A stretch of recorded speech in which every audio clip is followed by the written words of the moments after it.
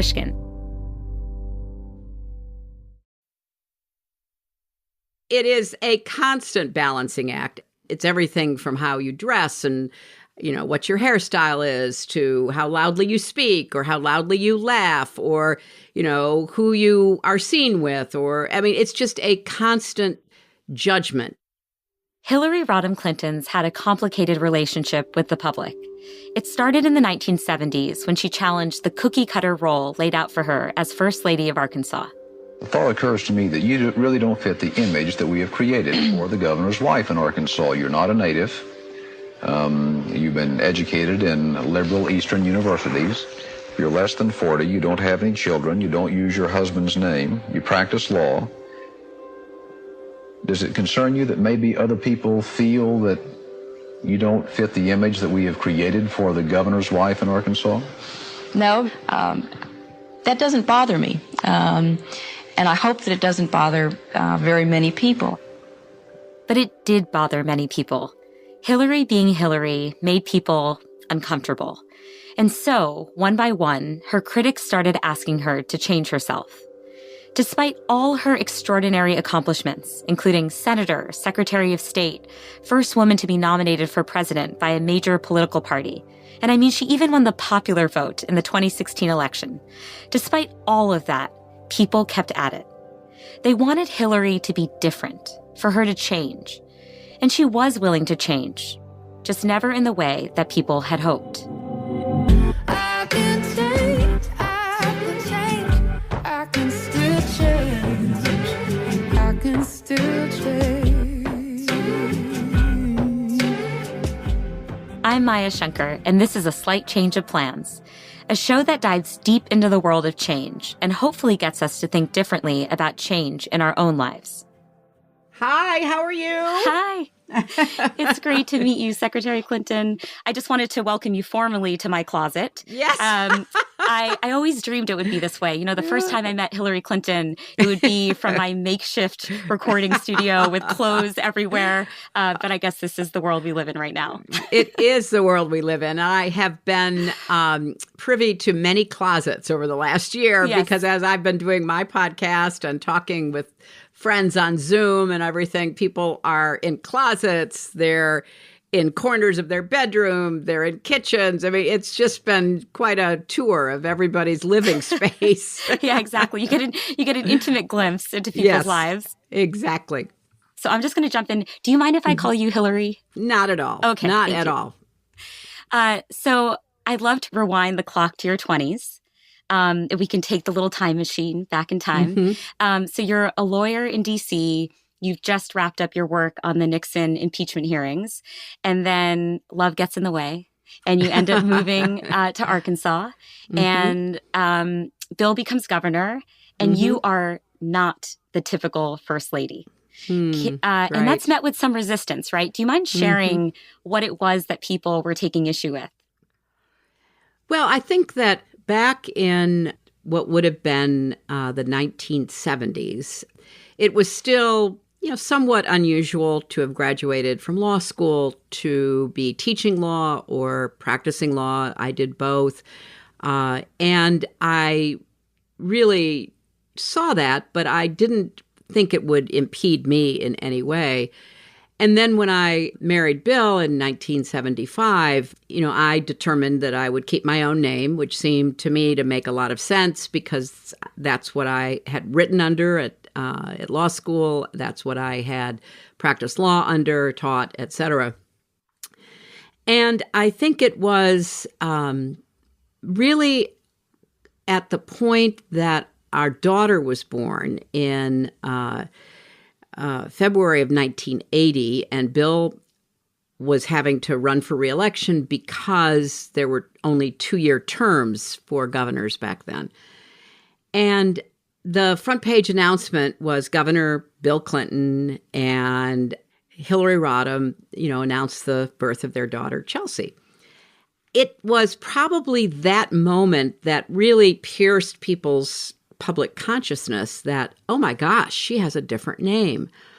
And then that became a really big issue. And so when Bill lost for re-election in 1980 in the Reagan landslide, among the top reasons people said that they didn't vote for him was because I didn't take his last name or change my name, as they would say.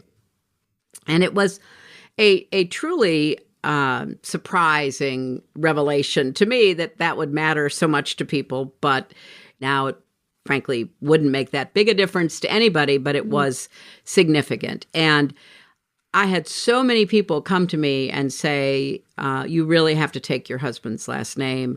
You're really stopping him from being able to run again and be governor again. And there's a lot at stake with him being governor. And the one person who never asked me to do that was my husband. He thought it was pretty ridiculous also. But I concluded that it was, for me, something that I was willing to do. And I made an announcement that I would be Hillary Rodham Clinton.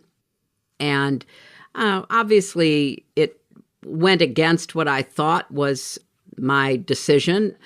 But I balanced all of the pros and cons and decided that on balance, it was the right thing for me to do. Yeah, I think a lot of people, women especially, face this same kind of tension, which is knowing when it makes sense to compromise, right? Mm-hmm. Do I take a principled stance at every turn, but then risk getting kicked out of the arena altogether and then lose my ability to have impact? Or do I try to more thoughtfully pick my battles and stay in the arena and just play the longer game? Well, that's exactly right. I was not going to stop practicing law. I was not going to stop being outspoken about a lot of issues that really mattered to me. And when Bill was reelected in 1982, I dove back in and chaired a task force to reform education in the state. And it was, I'm sure, easier for some people to hear the changes I was advocating for because I was all of a sudden truly understood to be the governor's wife.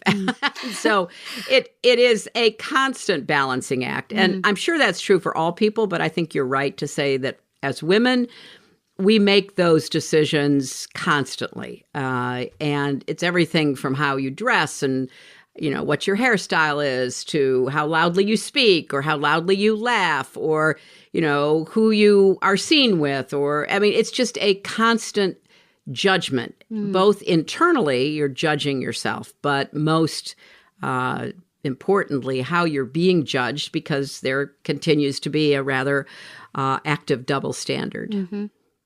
Yeah, there's some really telling footage from back in the day where you're getting interviewed about your role as First Lady, and underneath your face, it says Hillary Rodham. And underneath that, in parentheses, it says Mrs. Bill Clinton.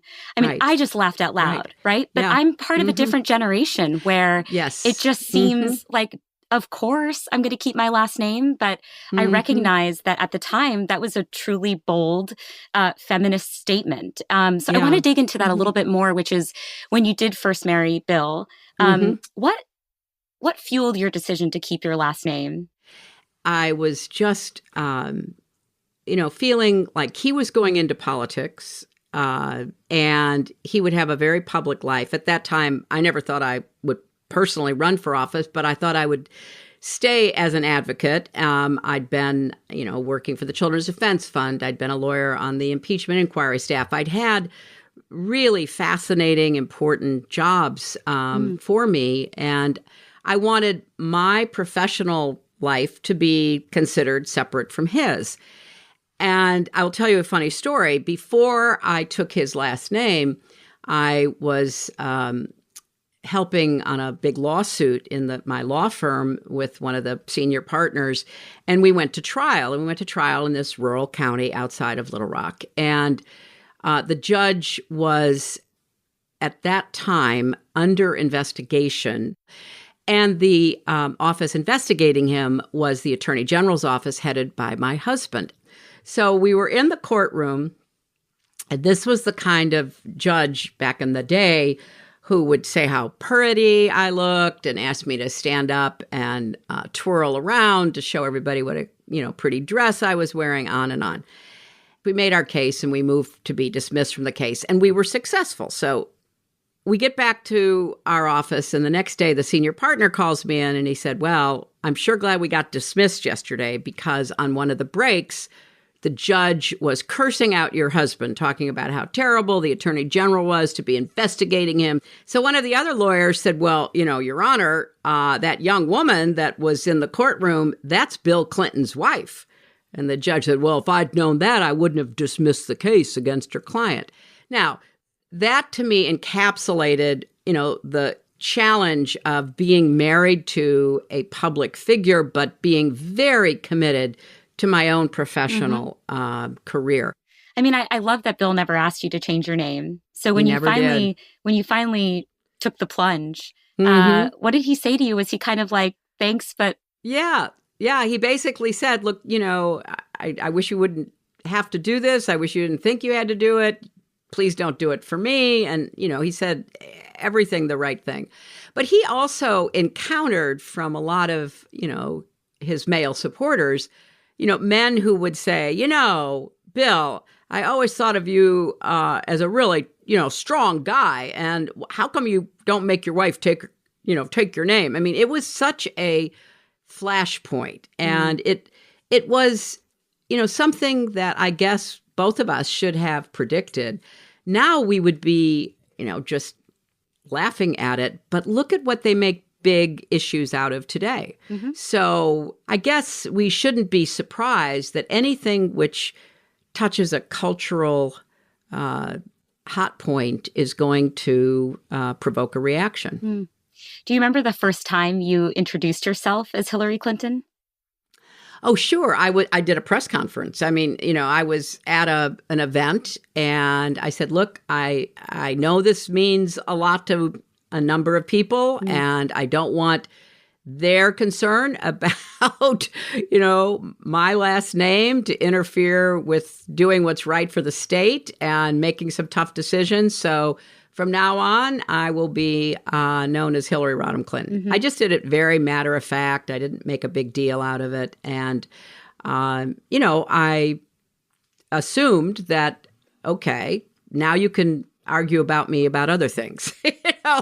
Why is she still working? Why is she, telling people to raise their taxes to pay for teachers? What is she doing? Yeah. And then later, why is she fighting for health care when Bill was president? So fine. If this gets you to focus on what I actually think is important, and that is how we're going to live together, make tough decisions together, let's do that.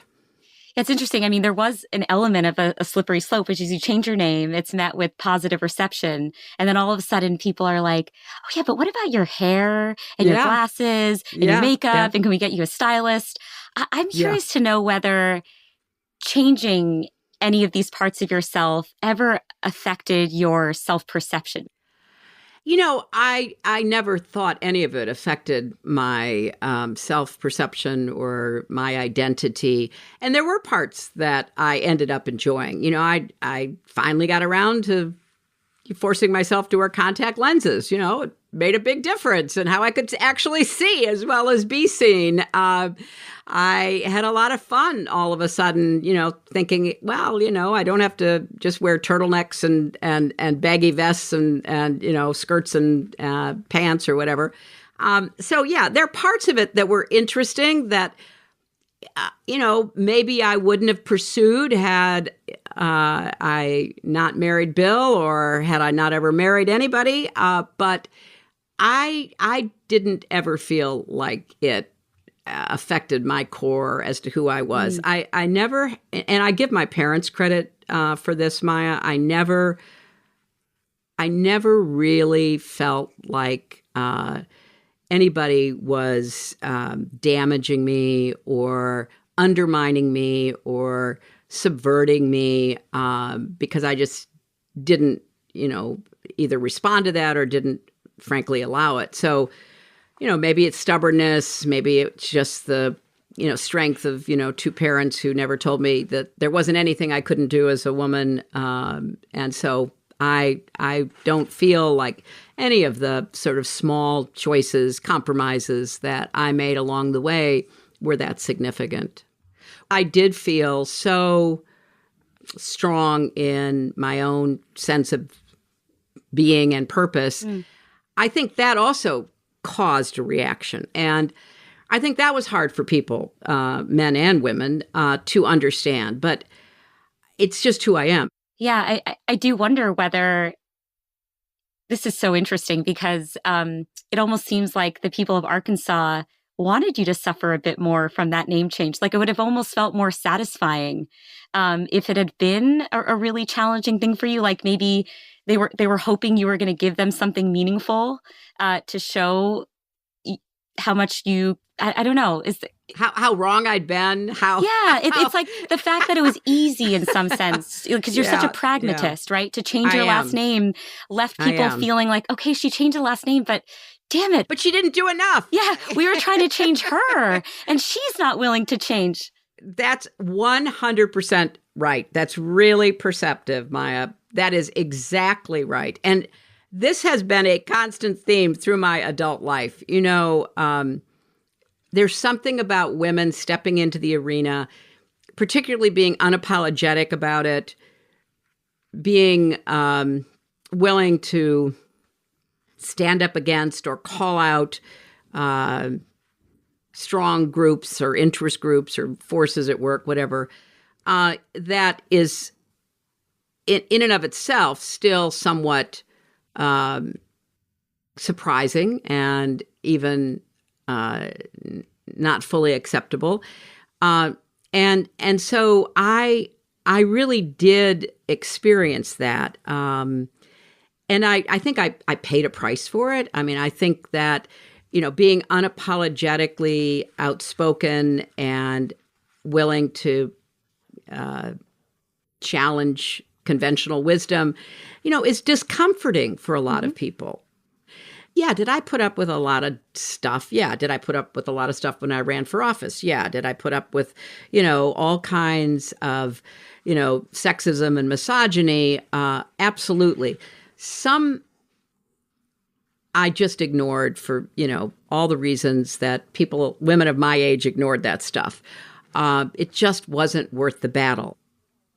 Even in the case of Arkansas, you made all these superficial changes to your look and you changed your last name, but it didn't do what people were hoping to do, which is to break you a little bit, you know, to like expose some deep vulnerabilities. Because what do bullies want? Ultimately, they want to get a rise out of you. They want to see you crack a bit. But, you know, it's so this is so interesting to me because in the 2016 campaign, like, for example, the famous incident of the second debate where Trump is looming over me, leering at me, and trying to intimidate me. And I'm madly going through, what are my options here? Do I turn around and say, back up, you creep, you know, you don't intimidate me? Do I, you know, try to laugh it off? What do I do? How do I deal with what is a clearly signaled effort on his part to his supporters that he's got the little lady in hand because he's a master manipulator?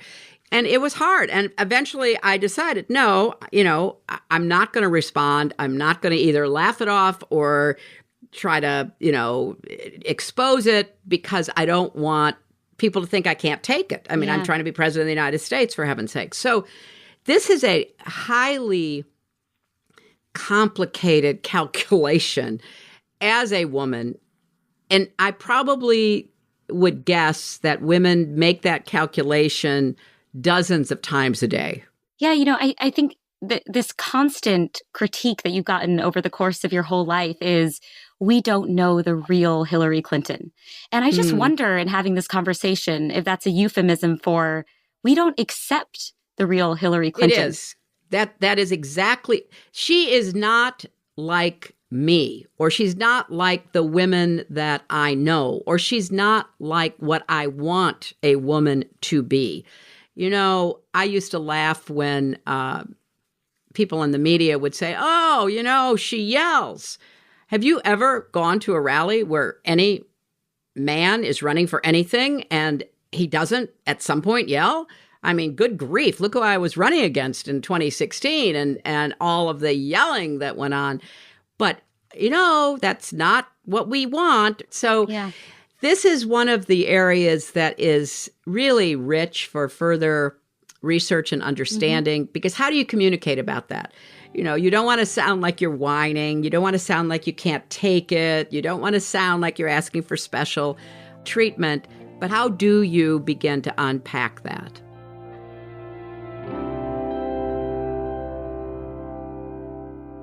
We'll be back in a moment with a slight change of plans.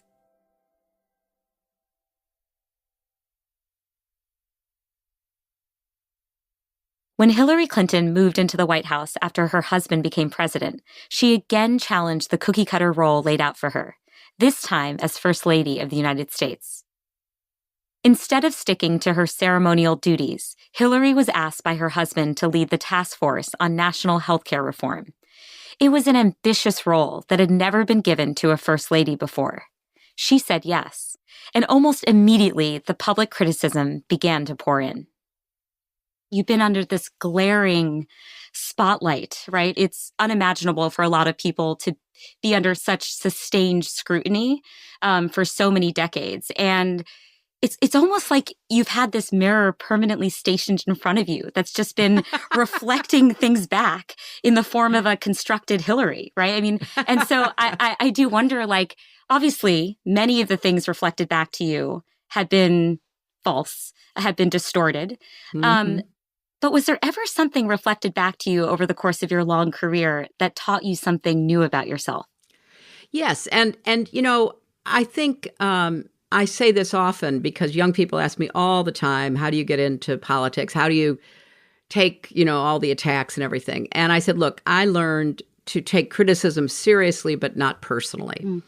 And by that, I mean, your critics can teach you things that your friends either won't or don't know to.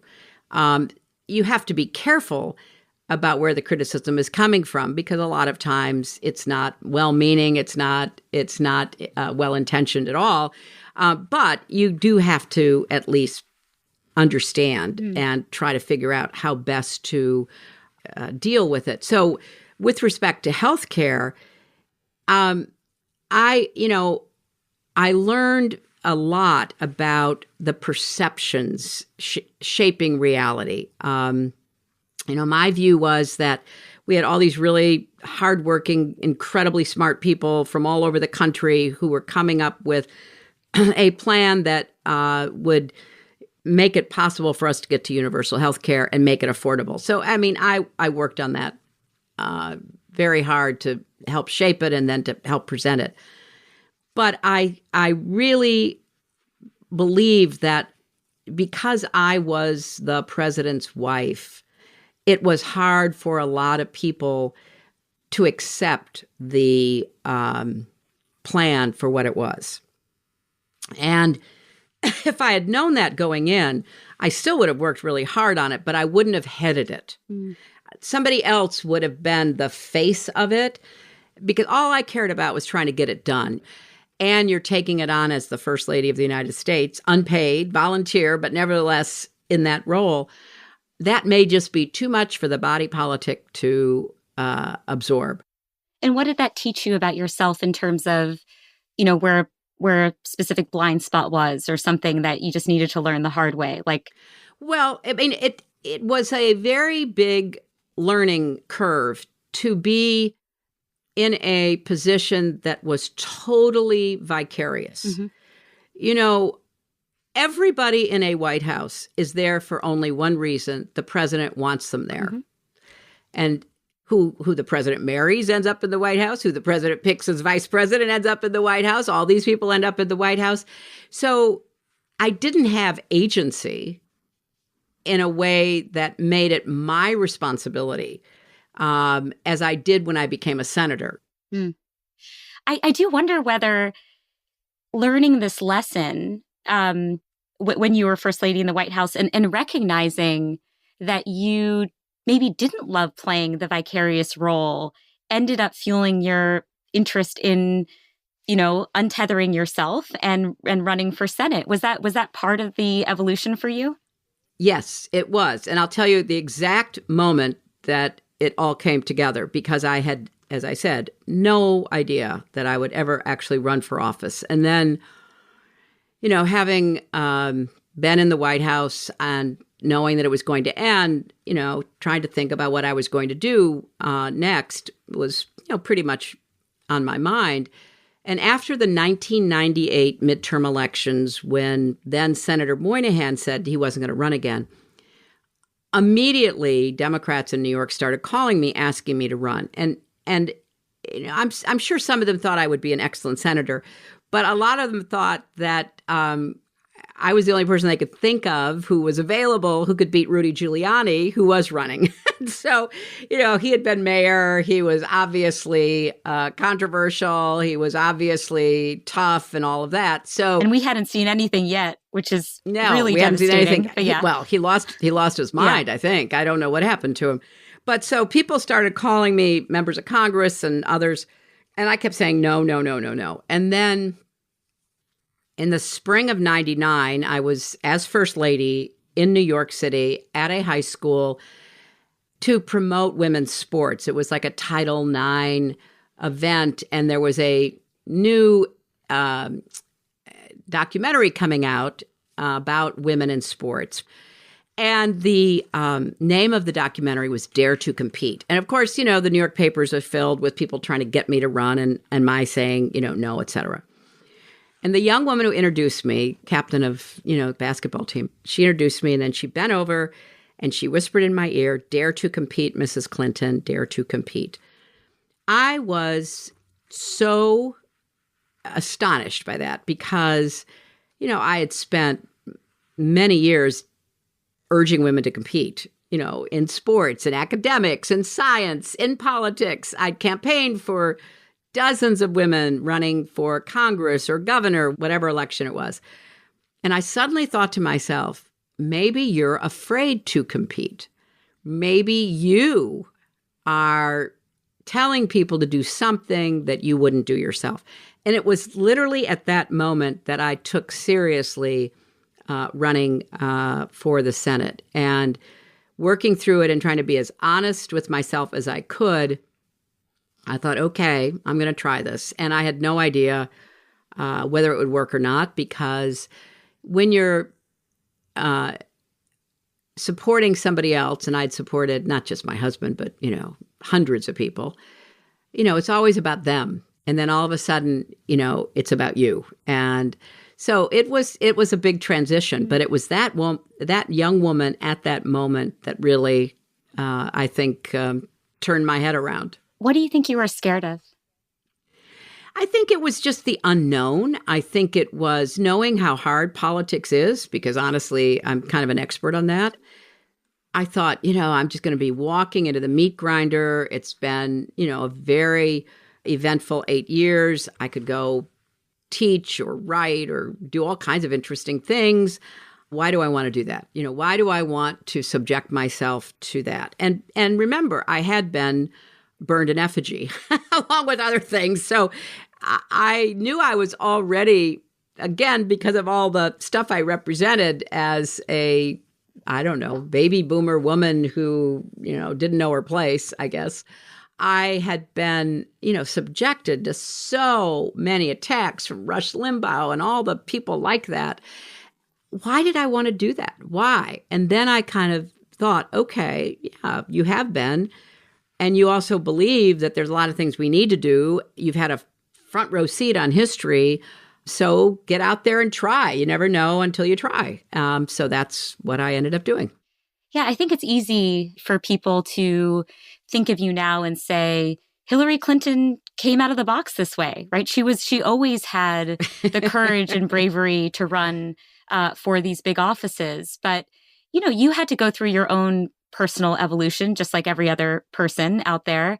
Right. What right. were some, if you don't mind sharing, what were some insecurities that you had along the way that you had to work through? Oh my gosh. Once you're out there on your own, you're not there to advocate for a program or advocate for a candidate. I think, were you going to be any good at it? You go from behind the scenes to the front of the stage, and how are people going to respond to you? And are they going to believe you, listen to you, agree with you? is your personality, is it going to be enough? So, yeah, I mean, there's a lot of criticism. And then, you get all of the gendered criticism, like, don't wear that color, wear this color. Don't wear flat shoes, wear heels, or vice versa. Don't let your hair grow. Don't let your hair be short. I mean, everybody feels like they can critique a woman in the public arena. They don't do that to men, 99.9% of the time. And I had some of the same experience when I practiced law because, there were expectations about what a woman lawyer should look like. So I wasn't totally surprised. But the amount of unsolicited advice that you start to receive, and people say things like, learn to talk like, then they always fill in a man's name, like learn to talk like Bill Clinton, learn to talk like Winston Churchill. I remember somebody said, all of these kind of, expectations that are not at all who you are. Yeah. And what you have to do is just learn to be yourself and just be yourself and do the best you can. And then, you'll either be successful or not, but at least you'll be true to yourself. Yeah. I have been pretty much the same person since I was a little girl. And I think your insights into how that rattled a lot of people in terms of what was to be expected. But I also think that it still is affecting women across the board in every walk of life. And so you have to, first of all, be at peace with who you are, then try to translate that into the role you're playing in an effective way, whether it's private or personal or public, and just get the most out of every day. I can change, I can still change, I can still change.